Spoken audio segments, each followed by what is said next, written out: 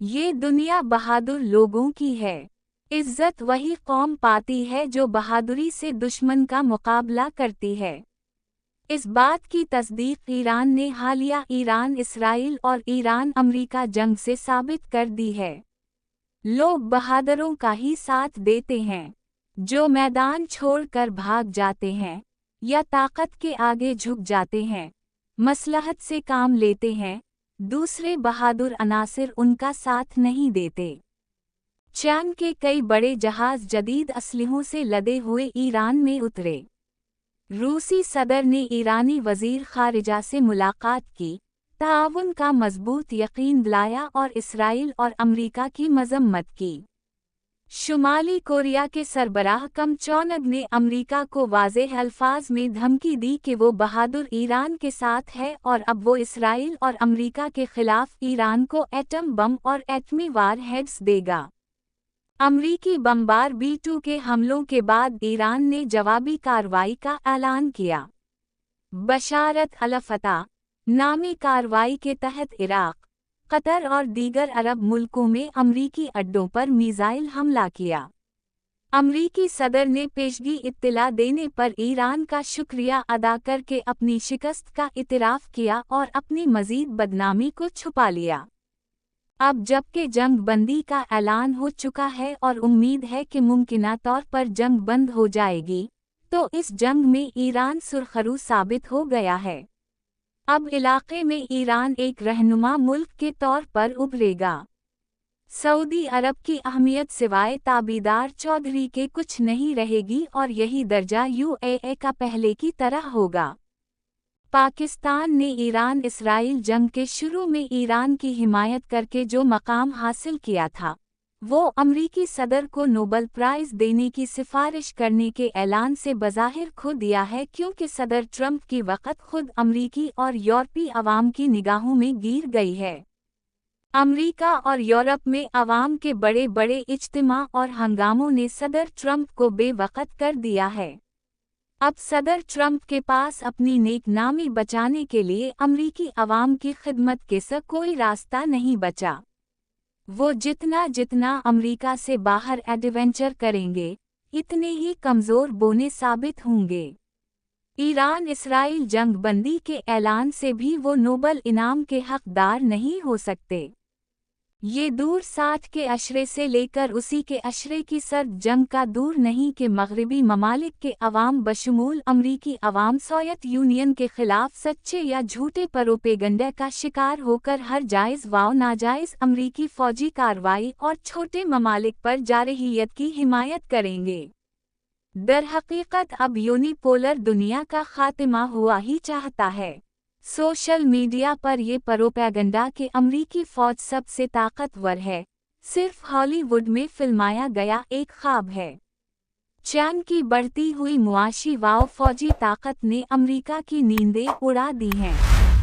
چنانچہ ایران پر امریکی حملہ امریکہ کا آخری ایڈونچر ہے۔ ایران کی شاندار فتح نے ترقی پذیر ممالک جو کہ اب ترقی کر رہے ہیں کو پیغام دیا ہے کہ وہ جوہری اور جدید میزائل ٹیکنالوجی سے ہی خود کو محفوظ رکھ سکتے ہیں۔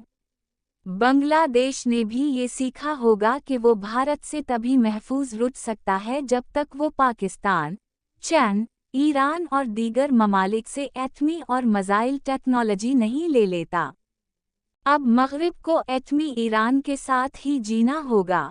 بھارت کو طاقتور پاکستان کا احترام کرنا ہی ہوگا۔ مگر سوال یہ پیدا ہوتا ہے کہ کیا اسرائیل اور امریکہ اپنے اہداف حاصل کرنے میں ناکام رہے ہیں؟ اس کا جواب ہے نہیں۔ پاکستان کے صدر ضیاء الحق کے جہاز کو تباہ کرنے کے لیے امریکی سفیر بھی جہاز کے گرنے سے مارا گیا تھا۔ بڑے اہداف کو حاصل کرنے کے لیے استعماریت اپنے چھوٹے چھوٹے نقصانات کی پرواہ نہیں کرتی۔ ایسے سوالات تو بااخلاق اقوام کے آگے پیدا ہوتے ہیں۔ ویتنام سے لے کر افغانستان تک کتنے امریکی اور مغربی فوجی مارے گئے ہیں، مگر استعماریت کے لیے یہ انسانی جانیں صرف ایندھن ہی ہیں۔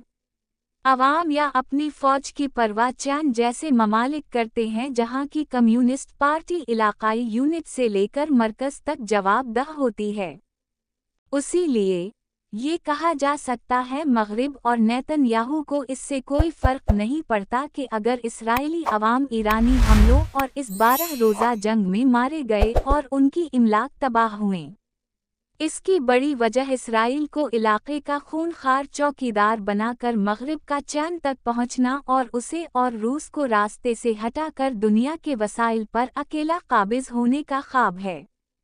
जो लोग ये कहते हैं कि इस्राईल और यहूदी अमरीका को इस्तेमाल कर रहे हैं, वो साम्राज्यी सियासत को नहीं समझते।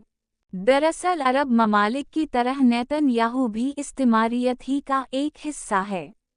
ऐसे अनासिर पासपोर्ट और शहरियत या कौमियत की हद तक अपनी कौम से ताल्लुक़ रखते हैं, मगर वो हकीकत में बैन अल-अक़वामी इस्तिमारियत ही का हिस्सा होते हैं। इस इस्तिमारियत में बड़ा हिस्सा बड़े मुल्क का होता है, बाकी तो सिर्फ उसके दुम छला होते हैं जैसे नेतन्याहू वगैरह, मगर उन्हें भी कोई बची हड्डी मिल ही जाती है जिसके साथ ये बाकी उम्र बेज़मीरी के साथ गुजार लेते हैं। चुनाचा अगर देखा जाए तो इस्तिमारियत ने अधूरे ही सही अपने कुछ अहदाफ हासिल किए हैं, जैसे गाज़ा में फ़लस्तीनों और उनकी इमलाक को बर्बाद करना और वहाँ किसी हद तक कंट्रोल हासिल करना, और जैसे ईरान की एटमी तंसीबात को तबाह करना वगैरह। मगर इसके साथ इस्राईल और अमरीका को नाकामी का भी सामना हुआ है, जैसे अमरीका और इस्राईल की अमली तौर पर शिकस्त, जैसे ईरान और दूसरे ममालिक यानी पाकिस्तान को एतमाद हासिल होना कि जदीद तर टेक्नोलॉजी ही फतह की बुनियाद है। फिर चीन, रूस और शुमाली कोरिया को भी ये यकीन होना कि ईरान और पाकिस्तान को उसी तरह मजबूत करना ज़रूरी है जैसे मगरिब भारत, यूक्रेन और इस्राईल को मजबूत करता है। अब ईरान में चीन और रूस का असर नुफूज़ बढ़ेगा। मुख्तलिफ तामीर नौ के मंसूबों में इन ममालिक के दखल में इजाफा होगा।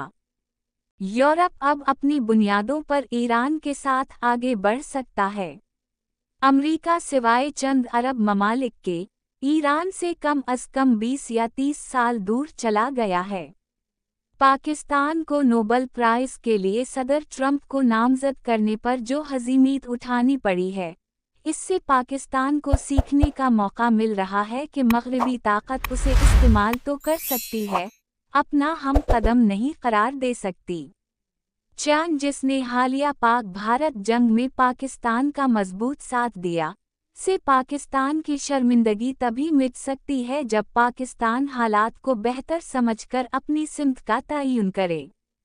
मगर अब ये तय है कि इस्राईल का मजबूत दूर ख़त्म हो गया है, बिल्कुल ऐसे ही जैसे अमरीका का मजबूत दूर इन्हितात का शिकार हो रहा है। ताहम अब ये ममालिक ईरान में मज़ीद साजिशें करेंगे ताकि ईरान की मौजूदा क़यादत की जगह एक गमाशता क़यादत को लाया जा सके। तारीख़ में ना नेतन्याहू का नाम बचेगा, ना ही सदर ट्रंप का और ना ही अरब ममालिक के बज़ाहिर खुशबाश बादशाहों का। अगर कोई नाम बचेगा तो ईरान के रूहानी पेशवा आयत अल्लाह अली ख़ामिना जैसे बहादुरों का।